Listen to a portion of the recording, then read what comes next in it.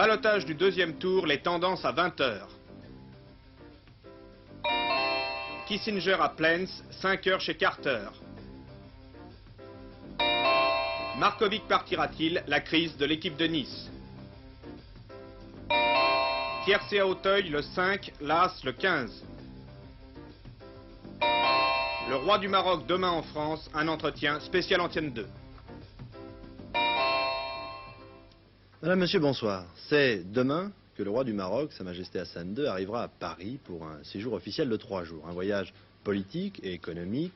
La France et le Maroc entretiennent d'excellents rapports et les deux chefs d'État s'entendent personnellement très bien. À la fin de ce journal, une édition spéciale sera consacrée à un entretien que le roi a accordé à l'envoyé spécial d'Antenne 2, Jean-Marie Cavada. Cela dit, revenons-en à ce qui aujourd'hui en France constitue l'essentiel de l'actualité, les élections législatives partielles dont c'était le deuxième tour. Après la victoire dès le premier tour, dimanche dernier, de messieurs Chirac et Tibéri UDR et Hérault socialistes, on votait encore dans 4 circonscriptions où les duels majorité-opposition sont très serrés. Pour le mémoire, je vous rappelle, ces 4 circonscriptions, le Rhône, les Yvelines, l'Allier et la Gironde. Mais tout de suite donc, les premières estimations de vote et peut-être même les premiers résultats. Effectivement, nous allons tout de suite appeler les unes après les autres les 4 circonscriptions qui restaient en lice pour ce deuxième tour. Et d'abord la Gironde où pour ce deuxième tour il y avait un duel entre M. Émar Achille-Fould et le docteur Julien, donc un centriste et un radical de gauche, 49,6% au premier tour pour M. Émar Achille-Fould. Daniel Brem, est-ce que vous avez déjà des précisions sur cette élection? Oui, et je peux déjà vous dire que M. Émar Achille-Fould, centre majorité, est officiellement élu avec 51,38% des voix et 1414 voix de plus que le docteur Julien, qui lui a 48,62% des voix. La participation a été beaucoup plus forte puisqu'elle est de 71,44 contre 63.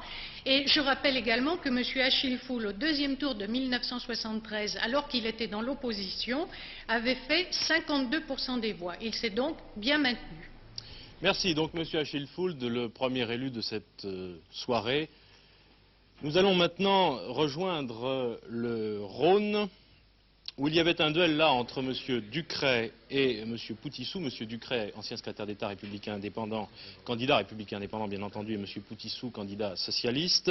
Et M. Ducret abordait un ballottage très difficile avec 44,86% des voix au premier tour. Nous allons tout de suite, je pense, en savoir plus avec Hervé Claude. Dans un instant. Le Rhône n'est pas prêt. Alors l'Allier. La 4e circonscription de l'Allier, c'est Vichy, vous le savez, avec M. Perronnet, candidat radical majoritaire, qui avait obtenu 46,19% des voix au premier tour, et M. Marcilly, candidat du Parti communiste, un duel majorité Parti communiste. Je pense qu'Alain Doubesky, maintenant, à Vichy, peut nous donner des précisions sur les tendances à 20 h. Oui, alors sur plus des 2/3 des électeurs inscrits, M. Perronnet obtient 54,46% des voix. La participation est plus importante qu'au premier tour, soit environ 70 à 75% de votants, au lieu de 63,66% dimanche dernier. La première conclusion que l'on peut tirer, c'est que l'apport de voix, de suffrage, a favorisé M. Perronnet. En effet, dimanche dernier, les voix abstentionnistes lui avaient fait cruellement défaut. Il obtenait 9000 voix de moins que lors de son élection en 1973. Premier obstacle donc surmonté par M. Perronnet, les abstentions. Deuxième inconnu à surmonter, que vont faire les électeurs réformateurs et centristes qui avaient voté pour M. Perronnet en 1973 alors que celui-ci était candidat d'opposition et qui, cette fois, se sont reportés sur le candidat socialiste. C'est peu probable que ces électeurs tournent leur suffrage vers le candidat communiste, vu la tournure actuelle que prennent les résultats. Enfin, il semblerait que M. Perronnet ait récupéré la totalité des voix obtenues par le docteur Guillaumin, gaulliste d'opposition, soit un peu plus de 5%. Les résultats définitifs, certainement dans quelques instants. Bien, à tout à l'heure, Alain. Le Rhône, donc, l'élection de Villefranche-sur-Saône, c'est la 10e circonscription du Rhône. Hervé Claude, est-ce que vous avez des chiffres déjà sur ce ballottage difficile pour Gérard Ducret? Oui, effectivement, Didier Leca, les résultats sont pratiquement définitifs ici, dans cette 10e circonscription du Rhône, et on peut dire que le résultat est acquis. C'est André Poutissou, le candidat du Parti socialiste, qui remporte cette élection avec environ 53% des suffrages. 54 ans, sous-directeur d'un collège d'enseignement secondaire, M. Poutissou a donc battu Gérard Ducret, républicain indépendant, ancien secrétaire d'État au tourisme, qui bénéficiait dès le premier tour, je vous le rappelle, du soutien de toutes les formations de la majorité. Gérard Ducret, lui, ne totaliserait que 47% des suffrages. C'est donc une défaite assez sévère pour lui. Il peut se souvenir en effet qu'au deuxième tour, en 1973, il avait remporté cette élection avec plus de 58% des suffrages. Il semble bien qu'aujourd'hui, au deuxième tour, les voix de l'ensemble de la gauche se soient bien reportées sur le candidat socialiste et qu'en plus, M. Poutissou ait bénéficié de nouvelles voix supplémentaires. La participation, en effet, était plus forte aujourd'hui que dimanche dernier, 10% environ en plus. Bien, donc, d'autres précisions tout à l'heure dans la deuxième partie de ce journal, à la fin de ce journal. Les Yvelines, alors c'est la seule circonscription, vous le savez, qui fermait à 20 h, les bureaux de vote fermaient à 20 h. Claude Sirillon, ce duel, Jean Cuguen du Parti communiste qui était arrivé en tête au premier tour, et Bernard Destremo, est-ce que vous avez déjà quelques indications, en tout cas sur la participation qui avait été au premier tour particulièrement faible ? Oui, effectivement, au premier tour, la participation était particulièrement faible. À peu près un électeur sur deux s'était rendu aux urnes. Mais le scrutin, comme vous venez de le dire, est clos simplement depuis 5 minutes environ à Versailles, donc je n'ai pas de résultat à vous donner. Simplement, sachez que l'estimation partielle parle de 7 à 8% de participation en plus. Les 61 000 et quelques électeurs inscrits dans cette 5e circonscription des Yvelines ne se sont guère passionnés pour l'élection de leurs députés. Alors sachez que le pourcentage des votants semble être plus important dans la ville de Versailles même que hors Versailles. Voilà, c'est tout ce que je peux vous dire. Je pense pouvoir donner une participation approximative à la fin du journal. Bien, nous retrouvons tous nos envoyés spéciaux donc à la fin de ce journal. Je vous présenterai à ce moment-là les invités du débat qui sera présenté tout à l'heure par Patrick Poivre d'Arvor. 5 invités, nous en parlerons tout à l'heure, et le dispositif que nous avons mis en place pour ce deuxième tour avec les résultats immédiats et les commentaires. À tout à l'heure. Ces élections partielles constituent-elles vraiment un test national permettant de se faire une juste idée des clivages politiques actuels en France? On peut dire oui tout de suite pour les mouvements politiques qui vont en tirer profit.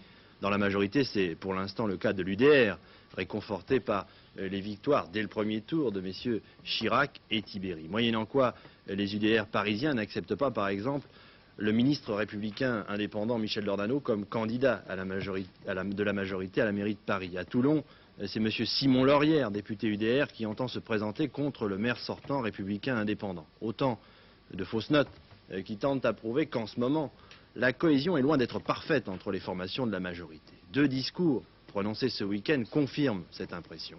M. Guéna, le secrétaire général de l'UDR, ce matin à Toulouse, indiquant que le système de concertation de la majorité fonctionnait mal. Lui répondant presque en écho, M. Bonnet au Congrès des Républicains indépendants de Provence, déclarant « Il est grand temps que tous les états-majors de la majorité ne confondent pas une émulation saine et un affrontement suicidaire ».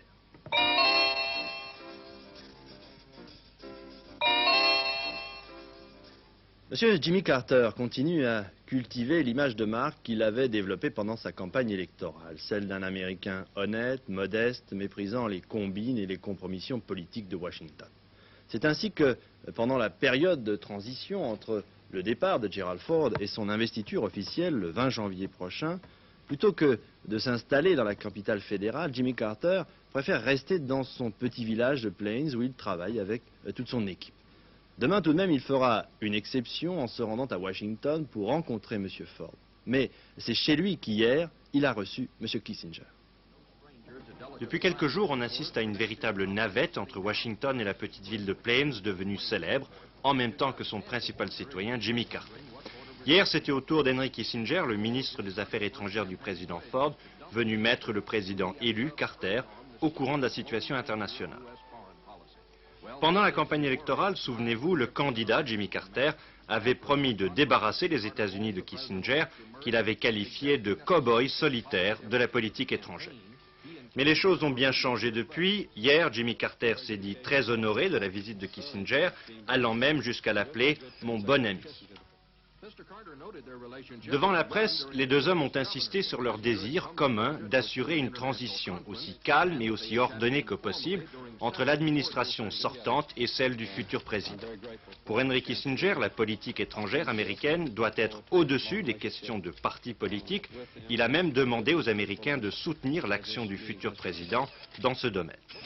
Jimmy Carter, lui, a remercié le président Ford d'avoir organisé la visite de Kissinger et a souligné que la transition qui aura lieu le 20 janvier prochain à Washington ne briserait pas la continuité et la cohérence de la politique étrangère des États-Unis. Football, la défaite de Nice hier soir sur son terrain face à Nantes, 2-1, a provoqué la démission de l'entraîneur yougoslave Markovic. Démission pour l'instant encore officieuse, une réunion de conciliation aura lieu demain. Après un début de saison prometteur, depuis quelques semaines, les Niçois ont essuyé un certain nombre de revers. L'affaire couvait donc depuis un moment, mais hier soir, elle a véritablement éclaté au grand jour. Il a donc suffi d'une défaite de quelques cris hostiles de supporters pour faire éclater à Nice une crise qui couvait depuis plusieurs mois. Le scénario n'a rien de très original. Quand une équipe n'obtient pas les résultats escomptés, c'est l'entraîneur qui est responsable, c'est bien connu. Cette fois, avant de se faire limoger, l'entraîneur de Nice, Markovic, a préféré démissionner. C'est une sorte de nouveauté. Il est vrai que sa position était devenue insupportable, surtout depuis les sanctions qu'il avait prises contre certains joueurs coupables de sorties nocturnes à Barcelone à l'issue d'un match de Coupe d'Europe. Les joueurs n'avaient pas admis la sanction et surtout la publicité faite autour de celle-ci. Il y avait aussi des différends d'ordre technique qui sont apparus au grand jour, envenimés, il est vrai, par des décisions plus que surprenantes, notamment sur la composition de l'équipe, et ce, hier soir encore. Des erreurs psychologiques aussi, dues peut-être aux problèmes linguistiques et au caractère de Markovic. Reste que cette équipe niçoise, bâtie à coups de centaines de millions, n'obtient pas les résultats que l'on pouvait attendre d'elle. Une fois de plus, la preuve est faite que l'on ne fait pas une équipe avec des noms, mais avec des gens en forme. C'est peut-être une autre erreur de Markovic. Mais certains joueurs niçois, s'ils sont honnêtes avec eux-mêmes, pourraient peut-être eux aussi faire leur mea culpa. Font-ils bien leur métier, car c'en est un, sur et en dehors du terrain? Et Markovic est-il le seul responsable de leurs médiocres résultats? Répondre à ces questions résoudra peut-être la crise niçoise. Le bide, comme l'on dit dans le langage fleuri du show business, c'est l'impression que laissera le dernier gala de l'Union des artistes qui a eu lieu hier soir à Los Angeles. Les vedettes attendues n'étaient pas toutes au rendez-vous. Les prestations des artistes américains furent plutôt minables. Seuls les comédiens français ont, semble-t-il, présenté des numéros de bonne qualité. Ajoutez à cela que la chaîne de télévision américaine CBS, qui avait plus ou moins acheté le spectacle, ne voulait pas laisser rentrer les autres journalistes. Bref, ce gala de bienfaisance a tourné à la confusion. Le tout couronné par le vol des bijoux de Mme Françoise Giroud, qui, en compagnie de Mme Barr, présidait cette soirée. Cocorico, on a gagné. Notre confrère de la rédaction d'Antenne 2, Robert Chapat, a été sacré hier par l'hebdomadaire Télérama le meilleur journaliste sportif de la télévision et son émission Stade 2, la meilleure émission sportive. 5, 1, 15, voilà ce qu'il fallait jouer aujourd'hui pour gagner le tiercé qui s'est couru cet après-midi à Auteuil. Il s'agissait d'un steeplechase de prix Montgomery, une des épreuves les plus spectaculaires de la saison, courue sur 5500 mètres, parsemée de 22 obstacles. Il fallait d'extraordinaires qualités de sauteur pour pouvoir vaincre dans le prix Montgomery cet après-midi à Auteuil. La rivière des Tribunes est franchie pour la première fois par le 4 Laménocal devant Flanglook et Montpetiot. Le parcours long de 5500 mètres avait comme principale difficulté le juge de paix, obstacle long de 4,10 m et haut de 1,60 m. Flanglook, Yori Thomas et Montpetiot le franchissent dans cet ordre. À la fin du premier tour, le peloton était bien groupé. L'allure n'était pas très rapide. En tête, Yori Thomas, le 15, allait très facilement, devant Montpetiot, Flanglook et Bachicha. Pour la seconde fois, il fallait sauter la rivière des Tribunes. Bachicha et Yori Thomas font un bond magnifique, suivi de Flanglook et Le Pompier. Les 17 concurrents ont encore tous leur chance. En abordant la piste intérieure, très nette accélération. Les meilleurs se retrouvent en tête, c'est le cas de Yori Thomas, qui franchit détaché le gros Open Ditch devant Bachicha, Le Pompier et Flanglook. La course est jouée. 5 chevaux seulement suivent le train d'enfer de Yori Thomas. Dans le dernier tournant, Yori Thomas est rejoint par Bachicha et Le Pompier. C'est entre ces 3 chevaux que la victoire va se jouer. Après le dernier obstacle, Bachicha, casaque bleu toque rouge, à droite de l'écran, et Le Pompier, casaque blanche, sont sur la même ligne. La lutte entre ces 2 chevaux est de toute beauté. C'est finalement Bachicha qui triomphera dans les derniers mètres. Le pompier est second, Yori Thomas troisième.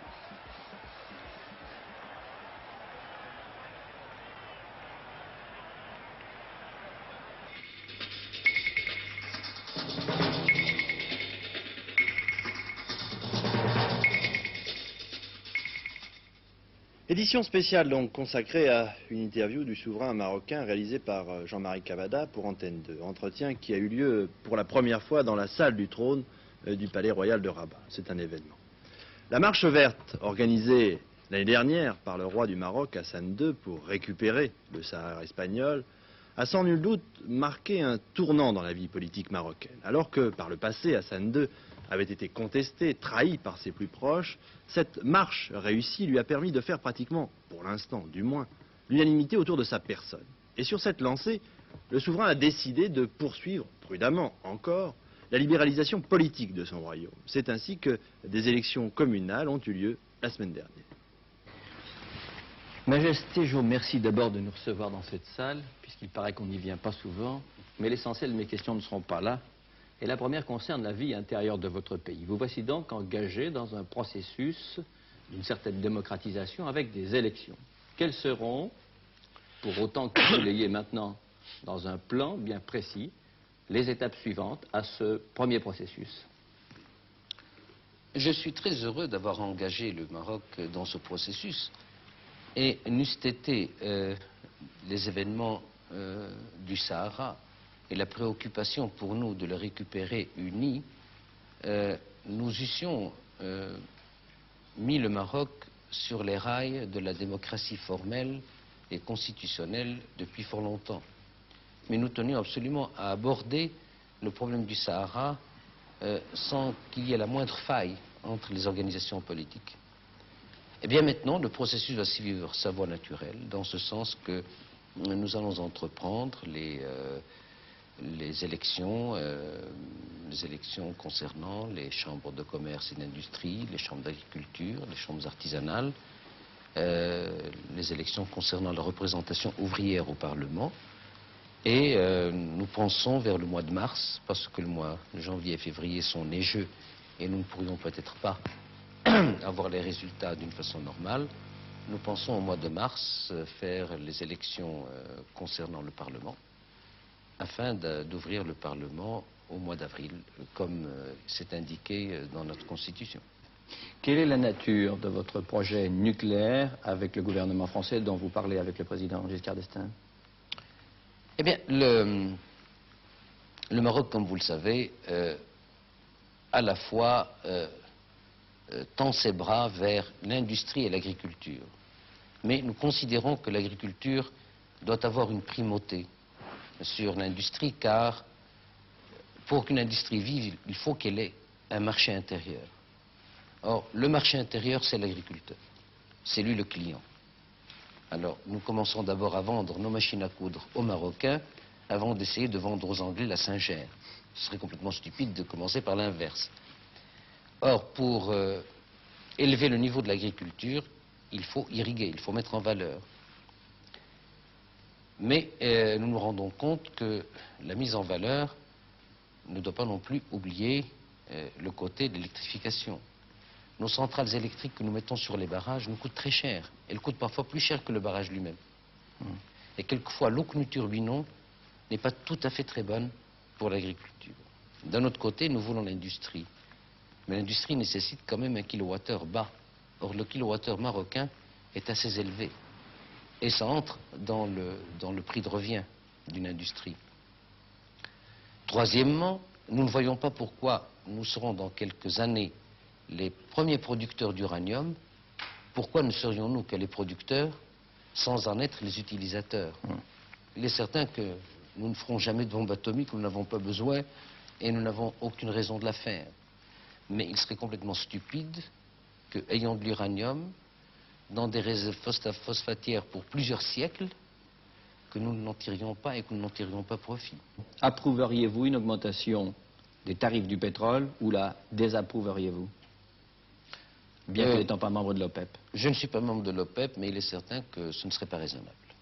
Ce ne serait pas raisonnable parce que, d'une part,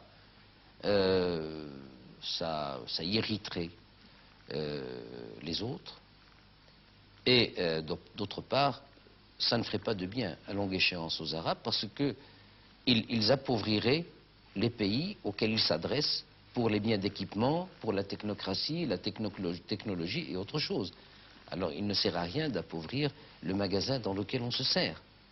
Mais je ne pense pas que les pays raisonnables aillent vers une hausse du pétrole. Je ne pense pas. Et ma dernière question, Majesté, ce sera pour prendre un peu plus de recul sur l'époque que vous vivez. Nous avons eu l'occasion d'entendre Solzhenitsyn dire que l'Occident avait des lâchetés.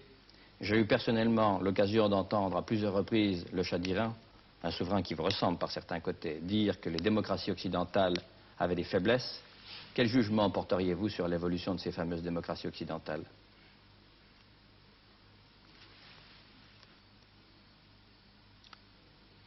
Je pense que, personnellement, les démocraties occidentales sont en train de se reprendre.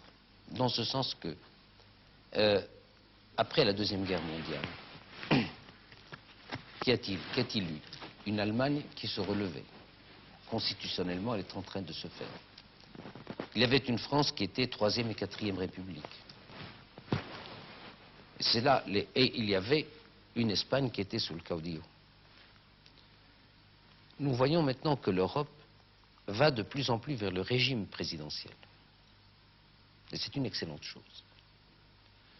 Ça permet donc à celui qui est à la tête de l'État de planifier et de pouvoir suivre et de conditionner même les événements qu'il crée.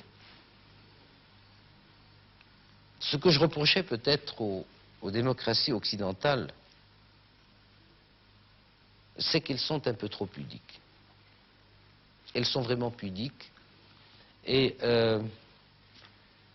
elles ont honte non seulement de faire certaines choses, mais quand certains autres font ce dont elles ont honte, elles n'ont pas le courage de le crier assez fort ni assez haut. Je pense qu'un petit peu de logique avec elles-mêmes serait salvateur pour elles-mêmes. L'équipe d'Antenne 2 qui a réalisé cette interview était composée de Jean Ray, Jean-Claude Gautron et Christian Labbé. Le roi du Maroc arrive donc demain à Paris. Pendant son séjour, le journal d'Antenne 2 vous présentera plusieurs reportages sur ce pays. Nous diffuserons également d'autres extraits de cette interview que nous a accordé le souverain marocain. Enfin, mercredi, dans notre magazine C'est-à-dire, au sommaire, une enquête de Claude Guénière sur le Maroc et en direct de Rabat, le Premier ministre marocain, M. Haussmann, qui répondra aux questions de Jean-Marie Cavade. Comme prévu, maintenant donc je passe à nouveau la parole à Didier Leca et à nos envoyés spéciaux pour les derniers résultats des élections partielles. Bien, alors le premier résultat connu et officiel maintenant, c'est la réélection de M. Émar Achilfould en Gironde, M. Émar Achilfould, ancien secrétaire d'État au PTT, avec 51,3% des voix, et le docteur Julien, le candidat radical de gauche, obtient lui 48,6% des voix. Cette élection, je pense, et c'est le premier commentaire que l'on peut faire, marque une grande stabilité du corps électoral dans cette région, c'est le Médoc, puisqu'en 73, au deuxième tour, Émar Achilfould avait obtenu 52% des voix et le docteur Julien 48% des voix. Dans le Rhône, maintenant, nous allons voir tout de suite avec Hervé Claude ce qui s'y passe. Nous acheminions à 20 h vers la défaite, je crois, de Gérard Ducret. Alors Hervé Claude, est-ce que vous avez le résultat définitif de cette élection ? Eh bien, effectivement, je vous confirme ce que je vous disais en début de ce journal. Les résultats sont maintenant définitifs et c'est bien le socialiste André Poutissou qui remporte cette élection au deuxième tour. Il totalise 53,3% des suffrages. Gérard Ducret, républicain indépendant, qui avait le soutien de toutes les formations de la majorité et donc battu, lui ne remporte que 46,6% des voix. Bien, alors là, il y a vraiment une très grosse différence entre ces résultats et ceux de 73, puisque au deuxième tour de l'élection législative de 73, M. Ducret avait obtenu 58,1% des voix, et le candidat socialiste d'alors, M. Soulier, 41,9% des voix. Je pense que tout à l'heure, dans le débat que nous aurons avec un certain nombre de leaders politiques et de chefs de parti, de la majorité comme de l'opposition, nous ferons sur cette élection du Rhône, de Villefranche-sur-Saône, de plus amples commentaires. Nous allons rejoindre maintenant Alain Doubesky dans l'Allier pour savoir si M. Perronnet est réélu. Alain. Eh bien non, Didier Leca, aucun résultat significatif depuis mon intervention de tout à l'heure. Il est pratiquement certain maintenant que M. Perronnet sera réélu. Bien, ben voilà qui est court. Je pense que nous aurons de plus amples détails tout à l'heure à partir de 21h25. Les Yvelines, maintenant. Les Yvelines, c'est une circonscription dont les bureaux de vote ferment à 20h, vous le savez, donc pour le moment que des tendances. Claude Sirillon. Claude Sirillon, à Versailles. Oui, nous vous entendons très bien. Vous êtes à l'antenne, Claude. Je peux vous confirmer, tout pour le moins, ce que je vous annonçais au début du journal, c'est-à-dire une participation de 10% environ supérieure à celle du premier tour, 58 à 60% de votants, 57-58 en Versailles et 61-62% hors Versailles. Alors, pour bien comprendre les résultats... Et dans les Yvelines, pour le moment, nous n'avons aucun résultat. Le candidat sortant, c'est M. Destremaux, donc l'ancien secrétaire d'État aux Affaires étrangères. Je vous donne donc rendez-vous à 21h25. Sur ce panneau, nous inscrirons au fur et à mesure que nous les recevrons les résultats en pourcentage par rapport au premier tour. Donc, vous voyez, pour M. Perronnet, nous n'avons pas encore les chiffres, mais nous les inscrirons tout à l'heure. Pour M. Ducret, nous les inscrirons dans un instant. La Gironde, ils sont inscrits. Dans les Yvelines, nous les aurons assez tard. Nous rejoindrons nos différents envoyés spéciaux que nous avons en contact permanent grâce à cette carte. Et enfin, nous mémoriserons les résultats sur ce panneau que vous avez découvert il y a un instant. Et puis, Patrick Poivre d'Arvor recevra, comme dimanche dernier pour le premier tour, un certain nombre d'invités. Ce soir, nous recevrons à partir de 21h25, je vous le répète, M. Bérégovoy du Parti Socialiste, M. Michel Crépeau du Mouvement des Radicaux de Gauche, Mireille Bertrand qui représentera le Parti communiste, Jacques Dominati, le secrétaire général des Républicains indépendants, et M. Yves Guéna, le secrétaire général de l'UDR. Donc rendez-vous avec toute l'équipe de la rédaction d'Antenne 2 à 21h25. À tout à l'heure. Merci. Et je confirme un résultat que vous n'aviez pas et qui vient de tomber à l'instant. Monsieur Perronnet est officiellement élu avec 53% des voix. Cela se passait dans l'Allier. Puis tout à l'heure, j'ai fait une petite erreur que je rectifie tout de suite. C'était l'hebdomadaire Télémagazine qui a récompensé les collaborateurs d'Antenne 2, Robert Chapat, mais aussi Jacques Chancel, Armand Jameau et Philippe Bouvard. La météo donc, pour terminer. Demain le matin, le ciel sera couvert de la Bretagne à la frontière belge et de petites chutes de neige, avec formation de verglas sont possibles sur les Ardennes. Cette faible perturbation gagnera dans la journée le nord-est de la France, provoquant des chutes de neige sur les Vosges, sur les Pyrénées-Orientales et l'extrême sud-est. Le temps sera variable avec des ondées orageuses en Corse et quelques chutes de neige sur les Alpes près de la frontière italienne. Ailleurs, le temps sera froid et ensoleillé avec quelques brouillards le matin sur le sud-ouest. Voilà, ce journal est terminé au nom de toute la rédaction d'Antenne 2 qui l'a préparé. Je vous souhaite une excellente soirée, mais avant de nous quitter, le rappel des principaux listes. Messieurs Perronnet, Achille-Fould réélu, Gérard Ducret battu par un socialiste. Spéciale élection ce soir dès 21h30 sur Antenne 2. Tiercé, 2400 francs dans l'ordre, 480 dans le désordre. Le roi du Maroc à Antenne 2, le processus démocratique est engagé. 23h45, le dernier journal de la rédaction.